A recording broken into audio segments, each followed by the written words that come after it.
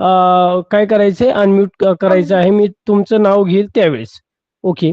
तर महायुद्धात तर राजकीय ज्या घडामोडी ज्या घडून गेलेल्या आहेत, तर विविध प्रकारचे जे युद्ध यामध्ये झालेले होते. मागच्या तासाला आपण नागरिकशास्त्र त्यामधील पाठ्यपुस्तकांमध्ये विविध प्रकारचे भारताचे संविधान असेल, देशाची राज्य पद्धती असेल, शासनाची रचना कशा स्वरूपाची आहे, याविषयीचा आपण अभ्यास मागच्या इयत्तेमध्ये केलेला आहे. आज आपण काय करतो, सर्व वेगवेगळ्या प्रकारच्या सुविधांची समाजामध्ये व्यक्ती, संस्था, संघटनावर विविध प्रकारे आपण अवलंबून असतो. मग भारताप्रमाणे जगात अनेक स्वतंत्र देश आहेत की ज्यांच्या सातत्याने काही प्रकारची देवाणघेवाण होते. जसं आपण आपलं राज्य आहे.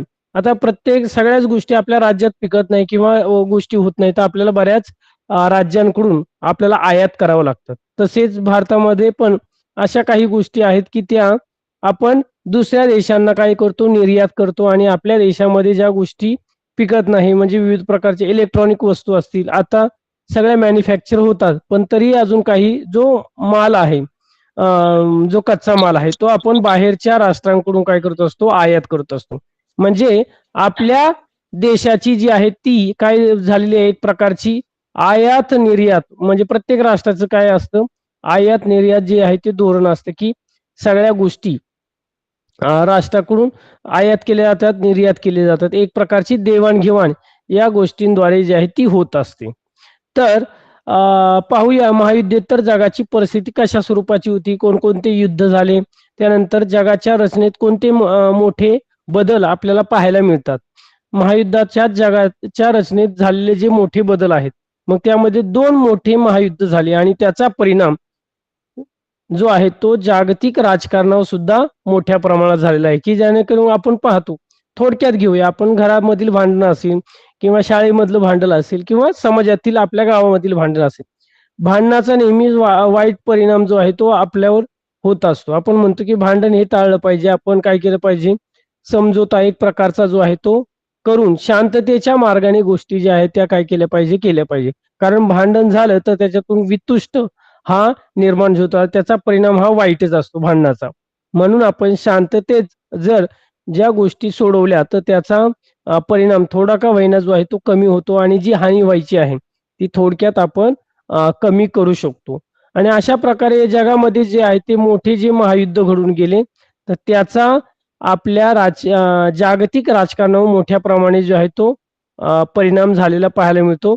त्यामधला महत्वाचा जो घटक आहे, इथे थोडे पाठीमाग पुनरावलोकन, हा, परस्परावलंबन असा एक महत्वाचा जो टॉपिक आहे की जगातील सर्व देश कोणत्या ना कोणत्या कारणासाठी परस्परावर अवलंबून असतात. आपल्या सर्वांना पाहतो, आपण शाळेत शिकत असतो किंवा घरामधील असेल, तर आपल्याला नेहमी एकमेकांची गरज असते. आपण स्वतः पूर्ण स्वावलंबी नसतो, राईट. तसेच राष्ट्र सुद्धा आहेत, तर कितीतरी मोठी राष्ट्र समृद्ध आणि विकसित असतात. ते कधीच सर्व बाबींवर स्वयंपूर्ण. आता आपण पाहतो की भारत राष्ट्राने जे आहे ते स्वावलंबी जे आहे ते मेक इन इंडिया असेल, संपूर्ण भारत असेल, स्वयंपूर्ण भारत असेल, विविध प्रकारच्या योजना, प्रोग्राम जे आहेत ते राबवण्यात आलेले आहेत. पण हा कुठलाही राष्ट्र जो आहे स्वयंपूर्ण नसतो, तो एकमेकांच्या राष्ट्रावर अवलंबून असलेला आपल्याला पाहायला मिळतो. मोठ्या प्रमाणावर छोट्या राष्ट्रांवर अवलंबून राहावे लागते आणि विविध प्रकारचे जे आहेत, आता जे छोटे राष्ट्र आहेत, आपण पाहतो पाकिस्तान असेल, आपल्या शेजारील राष्ट्र आहे श्रीलंका असेल, भूतान असेल, नेपाळ असेल, तर कुठल्या ना कुठल्या गोष्टींसाठी हे राष्ट्र जे आहेत ते काय करतात, इतर देशांवर अवलंबून राहत असतात. त्यानंतर आता हे जे आयात निर्यात धोरण असेल, देवाणघेवाणीचे धोरण असेल, तर यामध्ये एक करार, एक स्वरूपाचा करार आपल्याला झालेला पाहायला मिळतो. एक जागतिक व्यवस्था एक महत्वाचे वैशिष्ट्य आहे.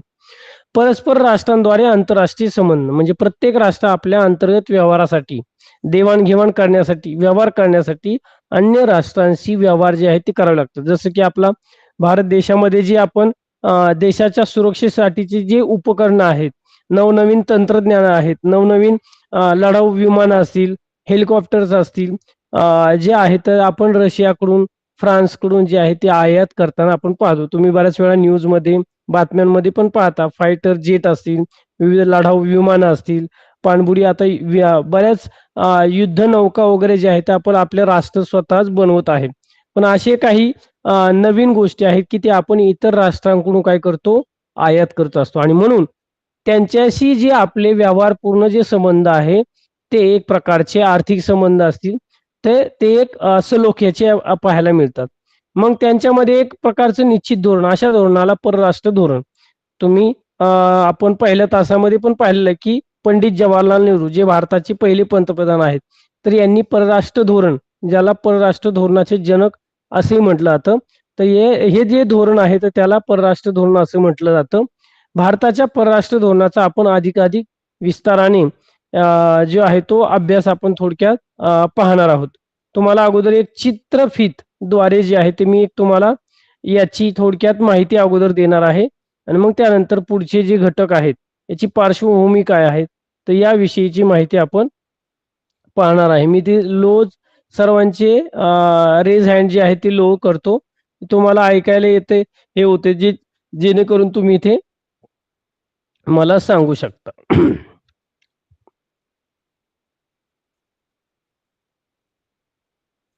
नाही, मी प्ले करणार आहे अजून.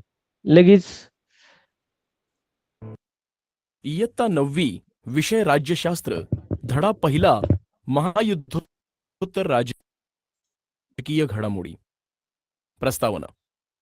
मुलांनो, या पूर्वीच्या इयत्तांमध्ये आपण भारताची राज्यघटना, शासन व्यवस्था, स्थानिक शासन संस्था म्हणजेच ग्रामपंचायत, पंचायत समिती, जिल्हा परिषद यांसारख्या घटकांचा अभ्यास केला.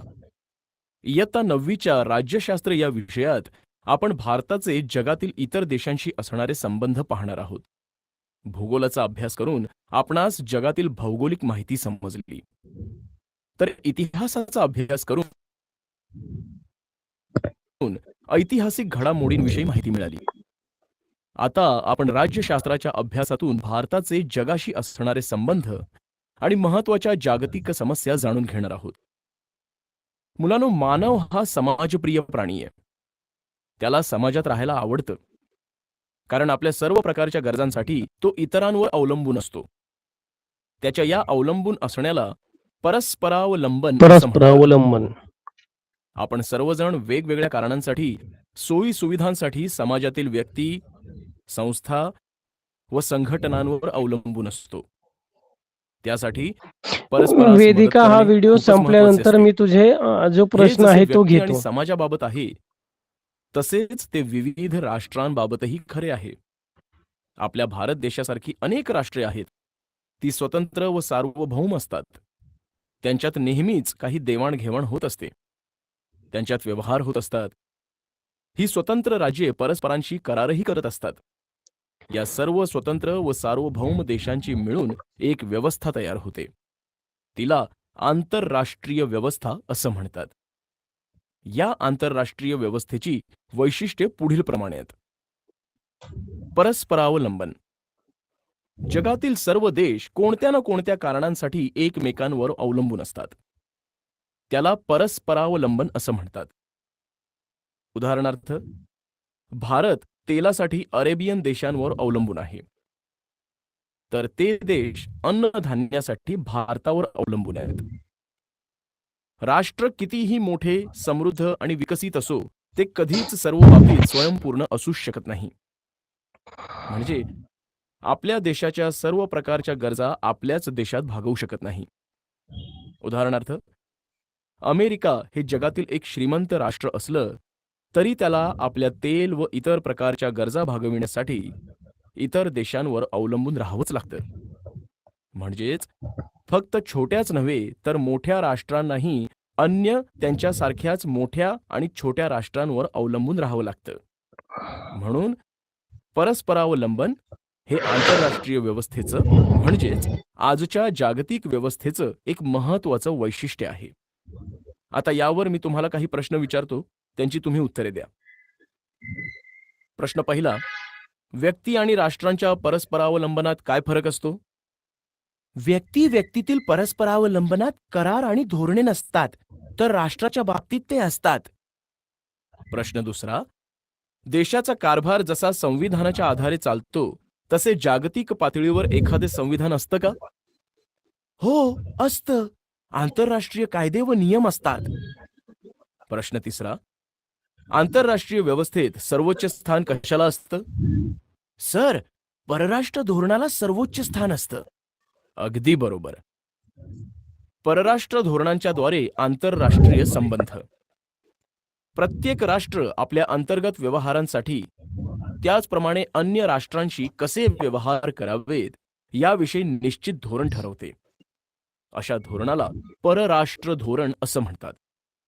आपल्या देशाचेही परराष्ट्र धोरण आहे. त्याचा सविस्तर अभ्यास आपण पुढील पाठात करणार आहोत.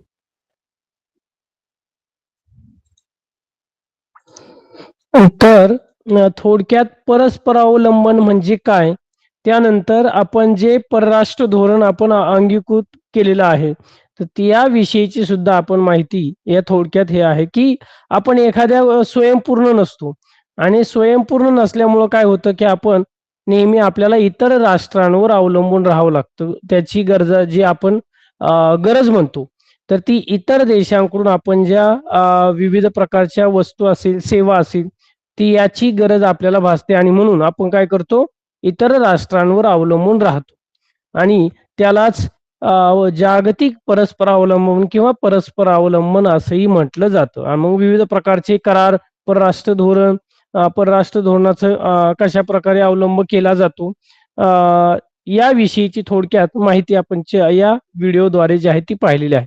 वेदिका अनम्यूट करून विचारू शकते. काही प्रश्न आहे वेदिका? सर, सोव्हिएत रशिया म्हणजे?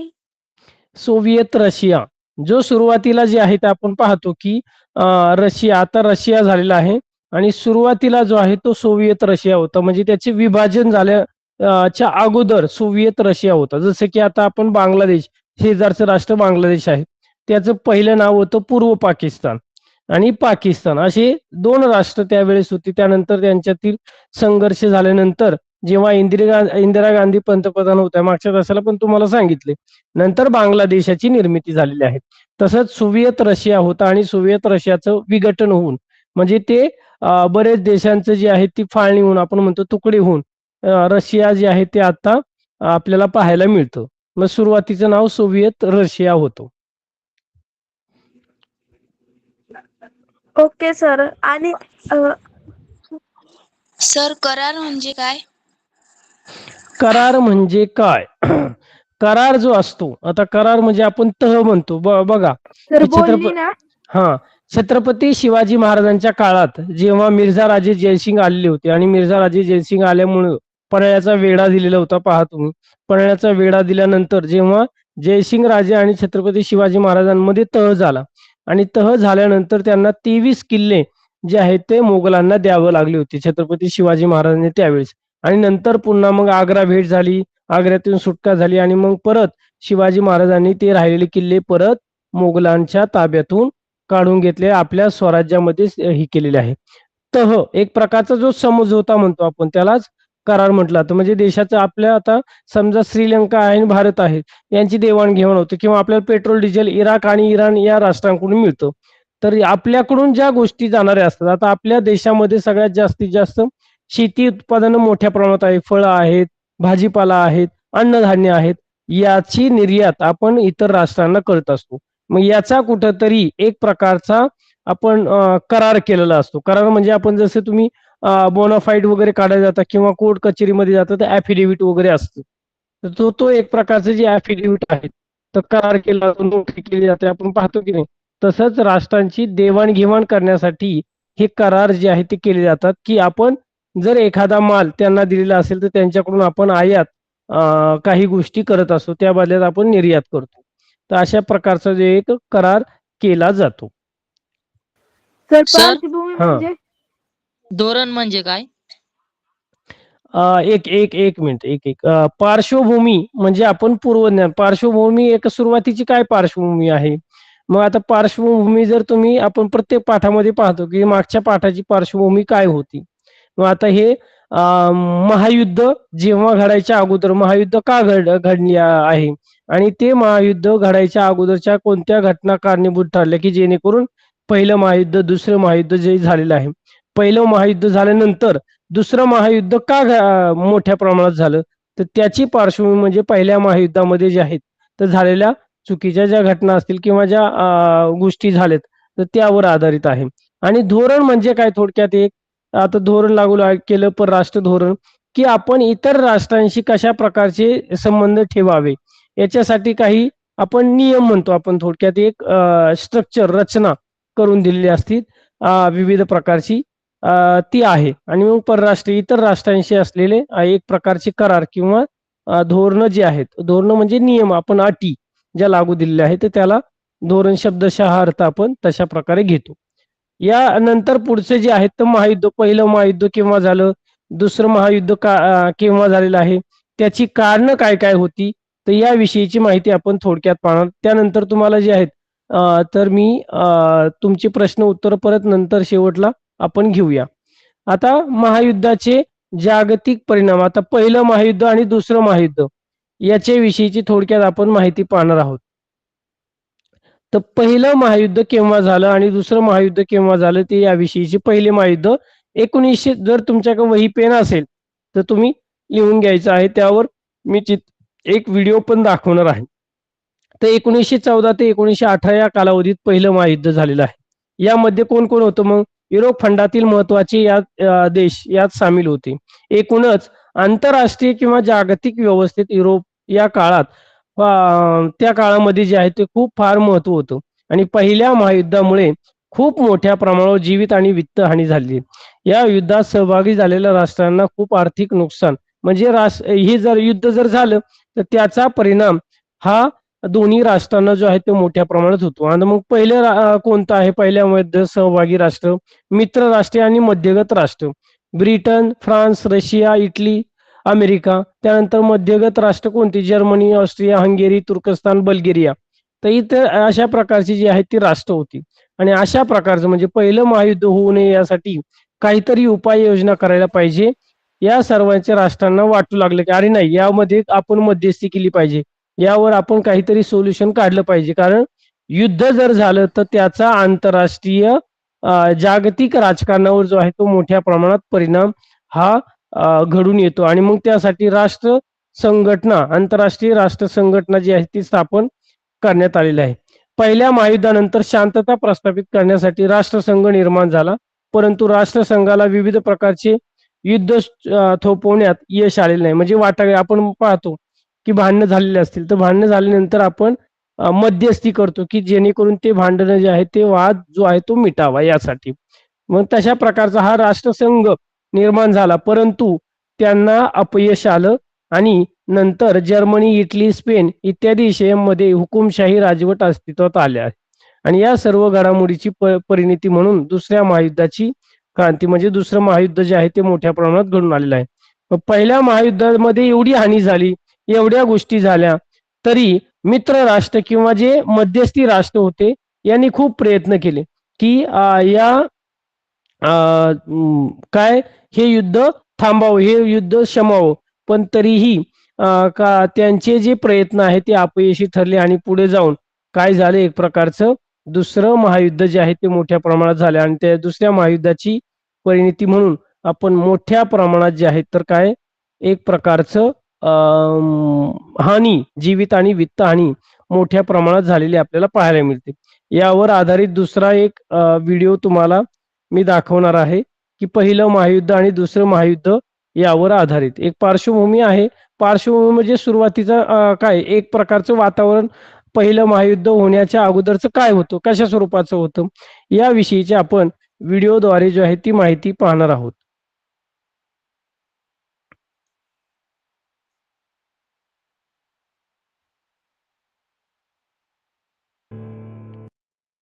पार्श्वभूमी मुलांनो आजचं युग हे आधुनिक युग म्हणून ओळखलं जातं. आज आपण ज्या जगात राहत आहोत हा ते दिसेल अनेक दिसेल घटना आता दिसते सर्व घडामोडींमधून निर्माण झालंय. हो सर. म्हणूनच आजच्या जगाचा अभ्यास करताना आपल्याला थोडा इतिहासाचा अभ्यास करावा लागेल. 19व्या शतकात थोडक्यात दोन पार्श्वभूमी महायुद्ध म्हणजे झाली. जो इतिहास या आहे दोन तो कशा महायुद्धांमुळे स्वरूपाचा होता संपूर्ण जग हादरून गेलं. याविषयीची माहिती. त्यांच्यामुळे जग बदललं. जगात नवीन प्रवाह आले विचार आले. या युद्धामुळे अजून काय झाले याची सविस्तर माहिती आता आपण घेऊयात. पहिलं महायुद्ध भाग 1. या महायुद्धास तोंड लागण्यास कारणीभूत ठरलेली गोष्ट म्हणजे 28 जून इसवी सन 1914 रोजी ऑस्ट्रियाच्या राजपदाचा वारस आर्चड्यूक फ्रान्सिस फर्डिनांड याची सर्बियात हत्या झाली. मात्र हे तात्कालिक कारण होते. या खुनाच्या कारस्थानासाठी सर्बियास जबाबदार ठरविण्यात आले. ऑस्ट्रिया हंगेरीने सर्बियावर आक्रमण केलं. तेव्हा रशियन साम्राज्य सर्बियाच्या मदतीस धावून आलं. प्रशियाने ऑस्ट्रियाचा पक्ष घेतला आणि बेल्जियम व फ्रान्सवर हल्ला केला. यामुळे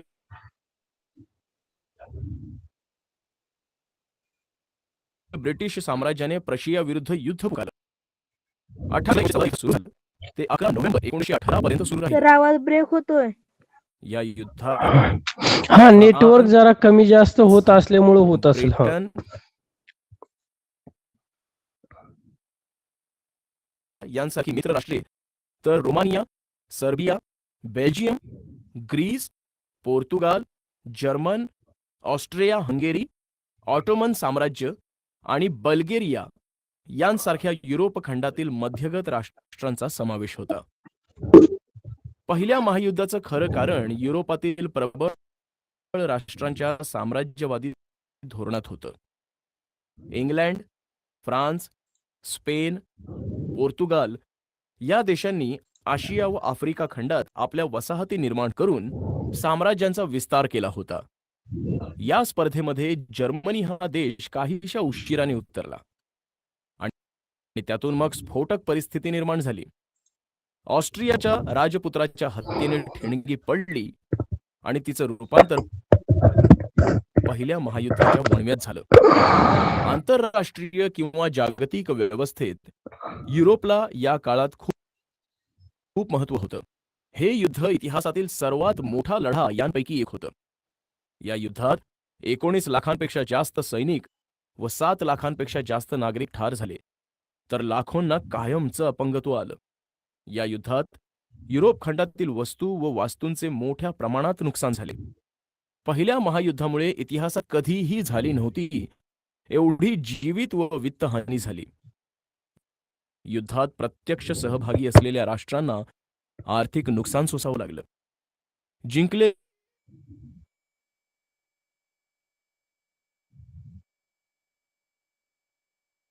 व पराजित झालेल्या राष्ट्रांच्या अर्थव्यवस्था कोसळल्या.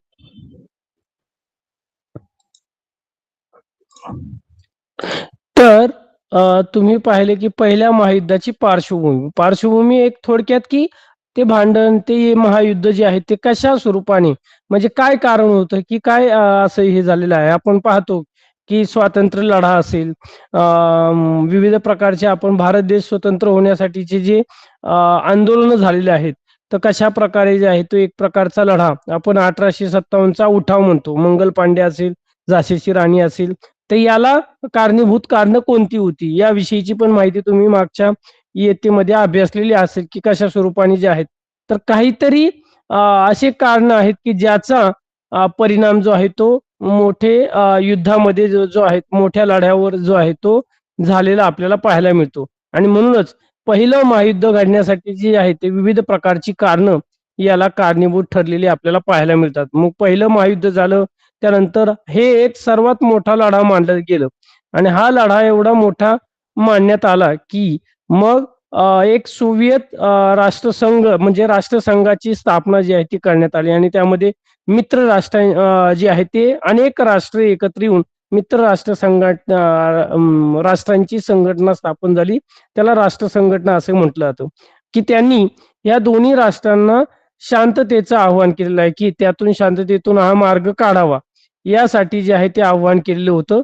आणि पण त्यांना ते अपयश आले आणि त्यानंतर दुसरं महायुद्ध जे आहे ते दुसरं महायुद्ध सुद्धा नंतर काही काळानंतर जे आहे ते झालेलं आहे. ते 1929 ते 1945 म्हणजे आपला भारत देश स्वतंत्र होण्या अगोदर जे पाहतो की त्यामध्ये सुद्धा मोठ्या प्रमाणात जर्मनीमध्ये जो हिटलर आहे आणि या हिटलरमुळे तुम्ही पाहता की हिटलरची हुकुमशाही मोठ्या प्रमाणात जे आलेली आहे तो हुकुमशाह झाला. एक प्रकारची राजवट जर्मनीमध्ये जे आहे ते घातलेली होती आणि मग ही राजवट अस्तित्वात येऊ नये म्हणून आपण बऱ्याच वेळा जे आहे ते बऱ्याच राष्ट्रांनी प्रयत्न केले पण तरी नाही.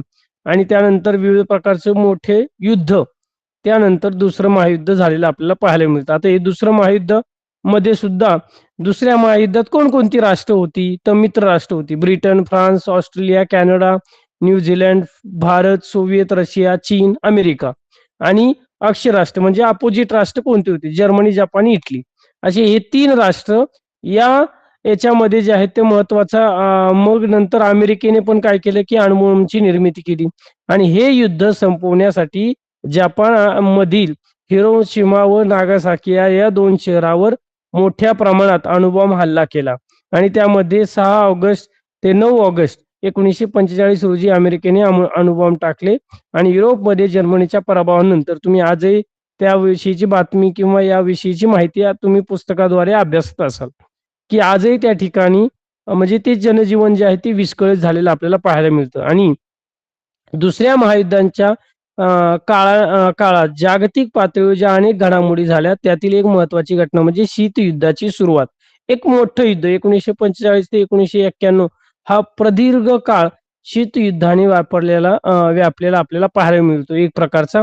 मग शीतयुद्ध म्हणजे काय, तर दुसऱ्या महायुद्धात मित्र असणारे अमेरिका आणि सोव्हिएत रशिया युद्ध संपताच परस्परांचे स्पर्धक बनले. त्यांच्यातील सहकार्याची जागा स्पर्धेने म्हणजे कॉम्पिटिशनने घेतली. या स्पर्धेने जागतिक राजकारणाचा 40 ते 45 वर्षांचा कालखंड व्यापलेला आहे. आणि दोन्ही देशांमध्ये उघड युद्ध झाले नाही पण अंतर्गत कुरुघोडी म्हणतो आपण, तर एक प्रकारची जी आहे ती झालेली आहे आपल्याला पाहायला मिळते. एक प्रकारचं काय झालं, त्यांच्यामध्ये चढाओढ लागली. सोव्हिएत रशिया असेल, अमेरिका असेल, चीन असेल, आपण पाहतो की कोणतं राष्ट्र एक प्रकारचा सर्व राष्ट्र म्हणजे जागतिक व्यवस्थेवर कोण कब्जा करेल, कोण हे करेल, तर याविषयीची एक प्रकारे प्रत्येक एक स्पर्धा या राष्ट्रांमध्ये लागलेली आपल्याला पाहायला मिळते. मग शीतयुद्ध म्हणजे काय, या शीतयुद्धाचा परिणाम काय झाला, हे शीतयुद्धामध्ये 40 ते 45 वर्ष त्यामध्ये काय कालावधी जो आहे तो मोठ्या प्रमाणात लागलेला आपल्याला पाहायला मिळतो. थोडक्यात आता एक बऱ्याच जणांना काहीतरी प्रश्न आहेत ते घेऊया आपण, मग 1 बाय 1. वेदिकाचा प्रश्न झालेलाच आहे मागच्या याच्यामध्ये. ओवी सांग बरं काय प्रश्न आहे ओवी. हा अक्षराष्ट्रीय म्हणजे हा अक्षराष्ट्रीय अक्षराष्ट्रीय म्हणजे आपण पाहतो की नाही, आज जसं कौरव पांडव होते म्हणजे एका साईडला जे आहे ते अक्षराष्ट्र जे आहेत तर अपोजिट आपण म्हणतो की मित्र राष्ट्र असेल, अक्षराष्ट्र असेल म्हणजे त्याच्या विरोधातली राष्ट्र जर्मनी, जपान, इटली.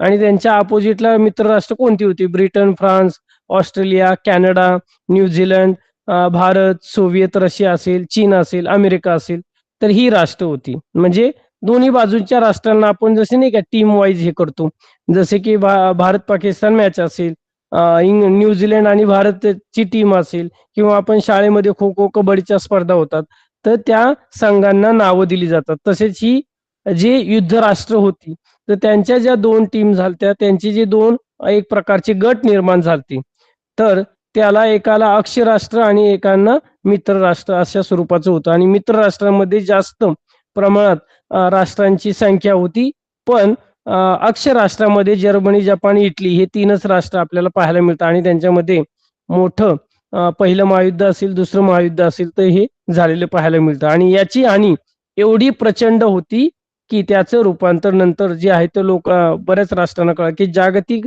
व्यवस्थेवर त्याचा परिणाम जो आहे तो मोठ्या प्रमाणात झाला.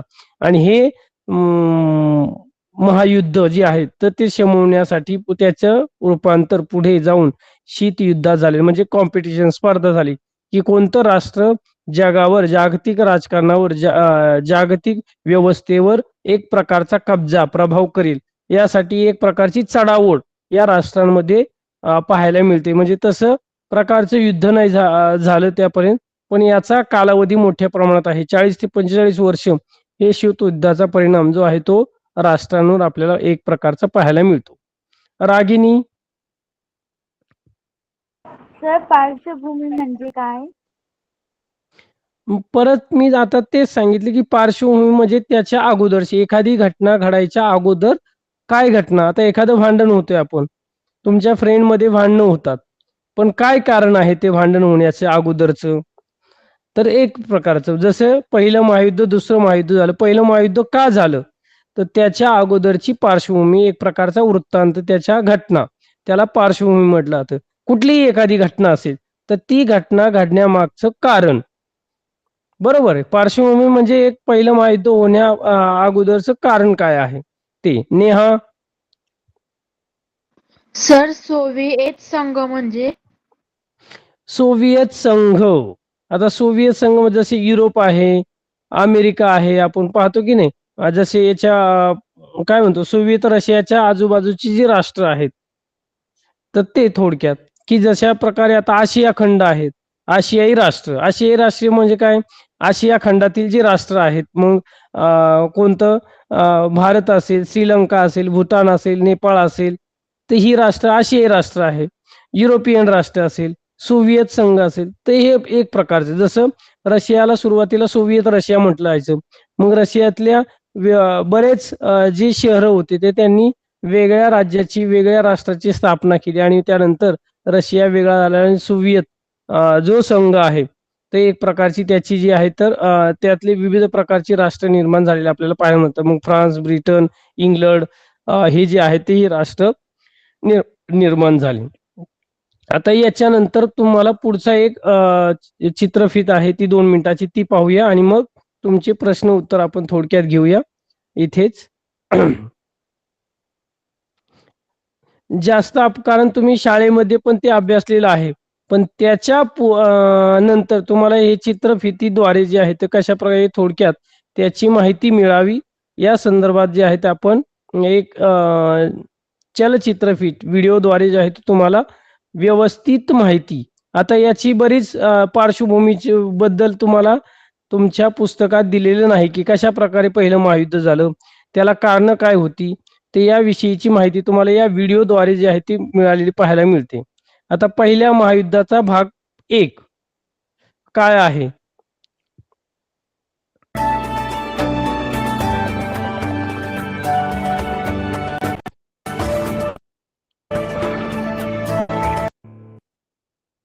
पहिलं महायुद्ध हा, भाग भाग 2. युद्धात झालेली जीवित व वित्तहानी पाहून जगातील सर्वच राष्ट्रांना वाटू लागलं की अशा प्रकारचं युद्ध पुन्हा होऊ नये, म्हणून यासाठी काहीतरी उपाय योजना करायला हवी. त्यातूनच 10 जानेवारी 1920 रोजी स्वित्झर्लंडमधील जिनिव्हा येथे राष्ट्रसंघाची स्थापना झाली. राष्ट्रसंघात सुरुवातीला 32 राष्ट्रे सहभागी होती. पुढे ही संख्या हळूहळू वाढत गेली. राष्ट्रातील प्रश्न सोडविणे, जागतिक शांतता व सुरक्षितता प्रस्थापित करणे यांसारखी उद्दिष्टे या संघटनेची होती. सर राष्ट्रसंघ ही संघटना आंतरराष्ट्रीय समस्या हा, आवाज सोडवण्यासाठी व्यवस्थित येतोय. आपल्याकडे चर्चा व नेटवर्क वाटाघाटी कमी जास्त करण्याचे एक असल्यामुळे आवाज महत्त्वाचे कमी जास्त व्यासपीठ होत असेल. बनले. हा. दुसरे महायुद्ध होऊ न देणे किंवा युद्ध टाळणे ही या संघटनेची मुख्य जबाबदारी मानण्यात आली. पहिले महायुद्ध संपल्यानंतर युरोप खंडाच्या बाहेरही अनेक महत्त्वाचे बदल घडून आले. युरोपमधील पूर्वीची साम्राज्य कोसळली आणि Poland, Finland, Romania, Czechoslovakia, Bulgaria, Yugoslavia यासारखी नवीन राष्ट्रे उदयास आली. युरोपमधील अनेक देशांच्या आफ्रिका आणि आशिया खंडात वसाहती होत्या. उदाहरणार्थ भारत, चीन यांसारख्या देशांवर इंग्लंड, फ्रान्स, पोर्तुगाल यांसारख्या देशांचं वर्चस्व होतं. हे वर्चस्व अमान्य करून त्या ठिकाणच्या लोकांनी स्वातंत्र्यासाठी चळवळी सुरू केल्या. उदाहरणार्थ भारतात होमरूल चळवळ, असहकार चळवळ यांसारख्या चळवळी सुरू झाल्या. या चळवळीमुळे युरोपीय राष्ट्रांच्या वर्चस्वाला मोठ्या प्रमाणावर धक्का बसला. पहिल्या महायुद्धानंतर जागतिक शांतता व सुरक्षितता करणे यासाठी राष्ट्रसंघ निर्माण झाला, परंतु राष्ट्रसंघाला युद्ध रोखण्यास अपयश आले. जर्मनी, इटली, स्पेन इत्यादी देशांमध्ये तर हुकुमशाही राजवटी अस्तित्वात आल्या. या सर्व घडामोडींची परिणती दुसऱ्या महायुद्धात झाली. सर आवाज येत नाही. हुकुमशाही राजवट आवाज आहे व्यवस्थित. आपल्याकडं नेटवर्क रेंजमुळे जे आहे ते आवाज कमी जास्त होत असेल. उदाहरणार्थ हम्म. जर्मनीचा हिटलर, इटलीचा सर मुसोलिनी आवाज खूप बारीक इत्यादी. येतोय. मुलांनो, जर जर्मनीमध्ये हिटलरच्या हुकुमशाहीचा उदय झाला नसता आणि जर्मनीतील लोकशाही परंपरा बळकट असत्या तर कदाचित जर्मनीत हुकुमशाहीऐवजी लोकशाही राजवट अस्तित्वात आली असती. म्हणून अशा प्रकारच्या हुकुमशाही राजवटी अस्तित्वात येऊ नयेत म्हणून आपण एका व्यक्तीला महत्त्व देता कामा नये. तसेच लोकशाही मूल्यांचा आग्रह धरला पाहिजे. मुलांनो, आपण पाहिलं की युद्धास प्रतिबंध करण्यासाठी राष्ट्रसंघ निर्माण केला, परंतु युद्ध थोपविण्यात हा राष्ट्रसंघ अपयशी ठरला. राष्ट्रसंघाने युद्ध टाळण्यासाठी जर काही उपाययोजना केल्या असत्या तर त्यांना युद्ध थोपवण्यात कदाचित यश आलं असतं. उदाहरणार्थ, 1. जागतिक शांतता टिकवण्याच्या हेतूने सामूहिक जबाबदारीतून राष्ट्रसंघाची निर्मिती करण्यात आली, पण राष्ट्रसंघाने सामूहिक सुरक्षिततेच्या दृष्टीने प्रत्यक्षात वाटचाल केली नाही. ती करायला हवी होती. 2. आक्रमक राष्ट्रवादाला व लष्करवादाला आळा घालणे गरजेचं होतं. 3. जर्मनी, जपान, इटली या राष्ट्रांच्या आक्रमक राष्ट्रांच्या धोरणांवर कारवाई करायला हवी होती. 4. राष्ट्रसंघाचे नियम मोडणाऱ्या राष्ट्रांवर कारवाई करायला हवी होती. 5. मुख्य गोष्ट म्हणजे पराभूत झालेल्या जर्मनीवर अनेक निर्बंध घालण्यात आले. त्यातून ते दुखावले गेल्याने दुसऱ्या महायुद्धाला पोषक अशी परिस्थिती निर्माण झाली. तर अशा प्रकारे तुम्ही पाहता की कशा प्रकारे पहिलं महायुद्ध भाग 1, पहिले महायुद्ध भाग 2, तर या प्रकारची पार्श्वभूमी कशा प्रकारची होती. त्यानंतर राष्ट्रसंघाची स्थापना जी जिनेवामध्ये झाली, तर त्यांनी काय की जगामध्ये शांतता निर्माण करणे, वाद कमी करणे, देशामधील ज्या परिस्थिती आहे, आर्थिक सामाजिक परिस्थिती सलोखा राखणे, या विषयीचं काम जे आहे ते राष्ट्रसंघ करण्याचं जी आहे ती कामगिरी करतोय. आणि त्यामध्ये हळूहळू तुम्ही पाहता की राज्यशास्त्र नागरिक शास्त्रामध्ये तुम्ही ज्या संघटना आहेत तर त्याविषयीची माहिती सुद्धा पाहिली आपण. या वर्षी परत त्या ज्या संघटना आहेत, कोणकोणत्या संघटना आहेत की ज्या आंतरराष्ट्रीय पातळीवर जो आहे तो यामधला वाद जो आहे तो सोडवण्याचं काम करतं. राष्ट्रामधले जे वाद आहे, भांडणं आहेत, तर ते सोडवण्याचं काम या आंतरराष्ट्रीय पातळीवर जी आहे ती संघटना करताना आपल्याला पाहायला मिळते. अशा प्रकारे आपण आजच्या या पाठामध्ये जे माहिती जी आहे ती पार्श्वभूमी असेल, त्यानंतर पहिलं महायुद्ध असेल, दुसरं महायुद्ध असेल, परस्परावलंब म्हणजे काय, तर ही महायुद्धेतर राजकीय घडामोडी या पाठामध्ये आपण हे साधारणतः महत्वाचे 3 महत्वाचे घटक जे आहेत ते आपण अभ्यासलेले पाहायला मिळतात. तुम्हाला जो आजचा होमवर्क आहे, आजचा जो अभ्यास आहे, तर तो म्हणजे तुम्हाला या पाठावरचे जे पहिलं महायुद्ध आहे, पहिल्या महायुद्धाची कारणं काय आहे, त्यानंतर परस्परावलंबन म्हणजे काय, हे 2 महत्वाचे प्रश्न आहे. पहिले महायुद्ध याविषयीची थोडक्यात माहिती लिहा आणि परस्परावलंबन म्हणजे काय तर याविषयीची माहिती तुम्हाला थोडक्यात लिहायची आहे. समजले? विजय, काही प्रश्न आहे? विजय, ऐश्वर्या. समजलं सर.